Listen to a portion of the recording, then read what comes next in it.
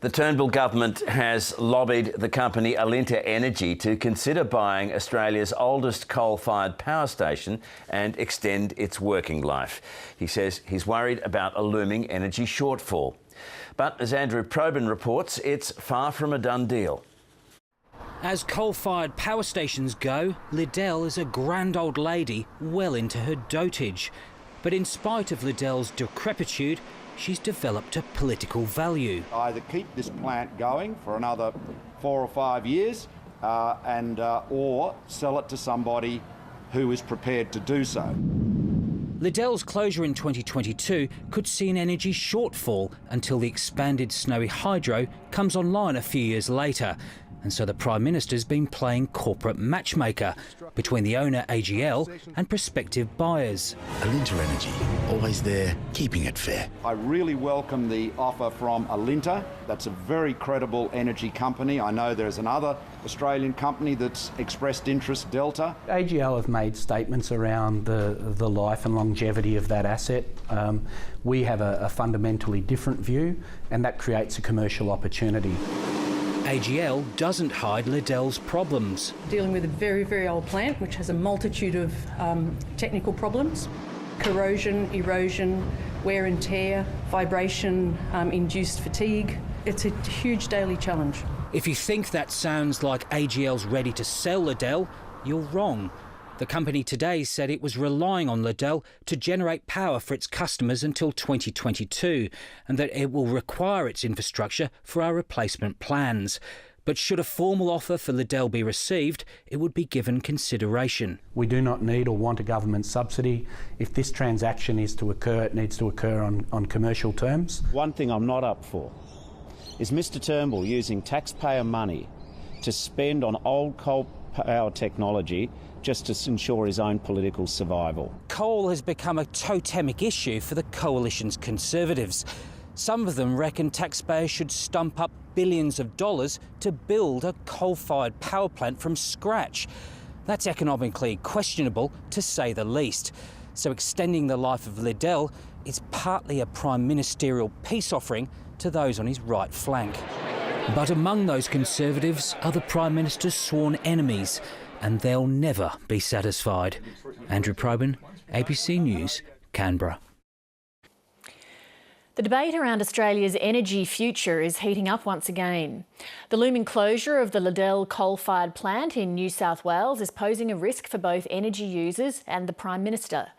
Malcolm Turnbull's backing a proposal from Alinta to buy the ageing plant from rival company AGL to extend its life.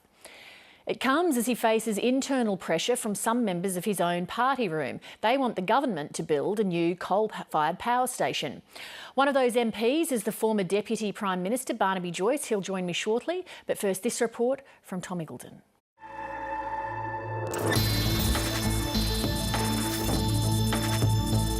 We know that there is going to be a shortage of dispatchable power, electricity in New South Wales.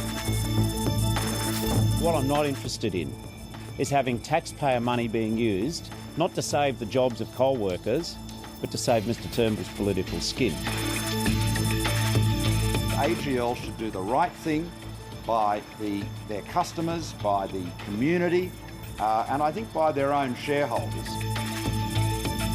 The energy wars have a new combatant. AGL are on the record stating that they don't see a lot of value going forward in the asset.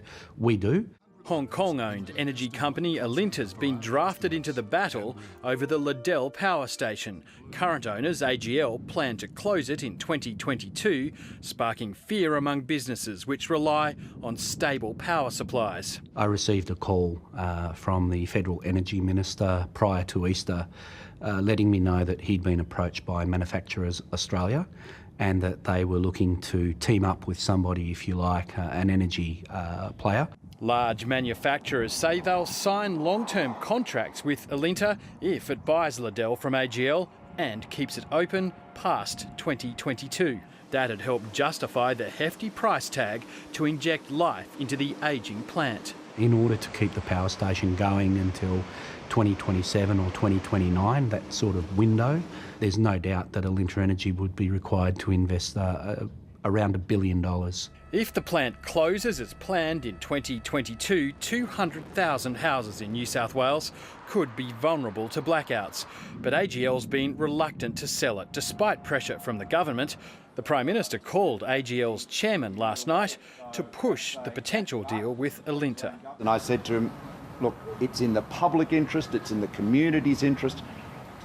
You know, it's his company to run. Obviously, I think it's in AGL's interest to be seen to be a responsible player in the electricity market, keep this power station going for a few more years. The deal's also important for the Prime Minister's political power supply.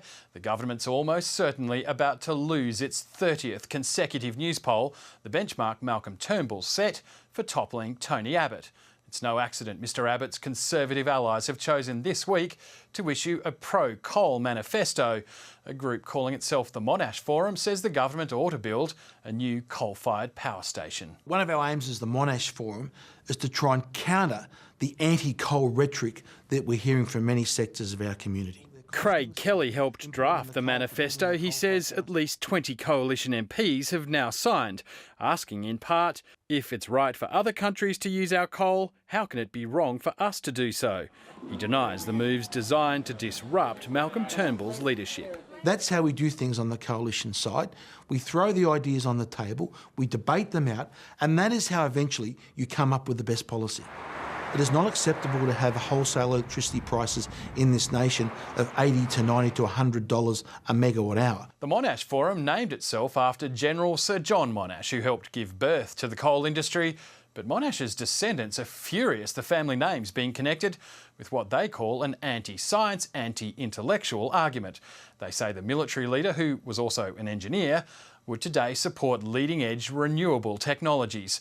The Forum's manifesto is also casting a shadow over the government's signature plan to lower power prices, the National Energy Guarantee. There's no way we're going to support taxpayers having to foot the bill for a new coal-fired power station. The NEG's regarded as the best chance for a bipartisan energy plan for the crucial decade ahead as the power grid modernises. But Labor says it's worried about the Prime Minister getting involved in the Liddell sale. This is a huge vote of no confidence by the Prime Minister in his own National Energy Guarantee policy. The reality is that any solution needs to have the support of both sides of politics. Former Liberal Industry Minister Ian Macfarlane was there for the opening shots of the energy wars. He helped then opposition leader Malcolm Turnbull negotiate a deal with the Labor government of the day, but it collapsed under the weight of partisan politics. Well, I think the energy debate right across the board is highly politicised. It started with Kevin Rudd, obviously continued through Tony Abbott's day and is still being politicised today. The reality is, though, that is to our detriment.